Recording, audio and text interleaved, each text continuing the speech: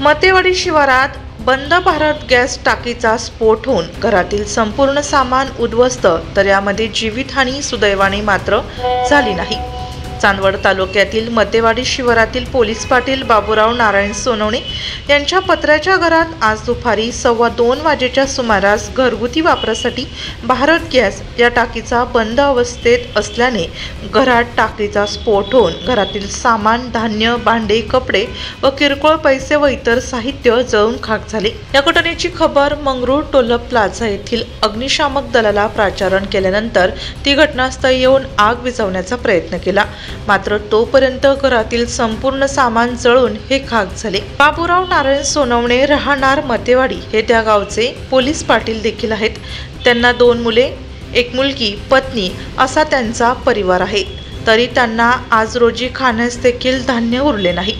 या घटनेचा Bharat gas agency यांच्या कर्मचारी यांना विचारले असता बंद टाकीचा स्फोट कसा होऊ शकतो मात्र त्यांना सांगता आलेच नाही। तसेच घर मालक यांना विचारणा केली असता आम्हाला आज रोजी काहीच राहिले नाही असे त्यांनी सांगितले व आम्हाला काहीतरी शासनाकडून भरपाई मिळावी असे त्यांनी सांगितले आहे। काय सांगा,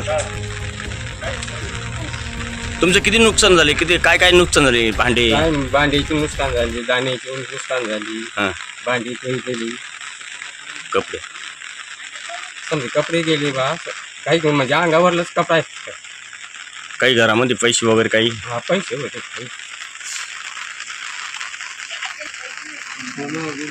काही डागडुग होते। काय नाव आहे आपलं? जयप्रकाश पेंढारी। बरं, तुम्ही भारत गॅस कंपनी एजन्सीचं काम करता का? हां, तिथे कामाला आहे। हे टाकी जर समजा बंद होती तर ही फुटल्याचं काय कारण काय सांगू शकता तू? आता त्याचं देखील शेजारी काय चुलं दिलं होतं का? नाही, काय नव्हतं, बाहेर होतं, डायरेक्ट बंद असताना झालं। हां, रेग्युलेटरचं बटन बंद केलं होतं सगळं बंद करून आणि कामाला जायला होती ती। त्याचं आता सांगता नाही येणार, पण विचारून जातो कोणाला विचारणार?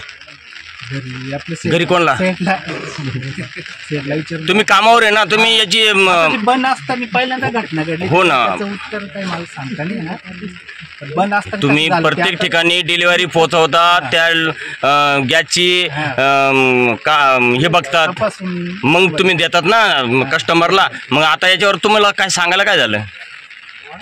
काय होतं काय याची मेंटेनन्स कोण करतं? मेंटेनन्स कोण करतं? आज या नागरिकांची जर एवढी नुकसान झाली तर त्याला जबाबदार कोण? गॅस कंपनी म्हणा का ते स्वतःच म्हणावं?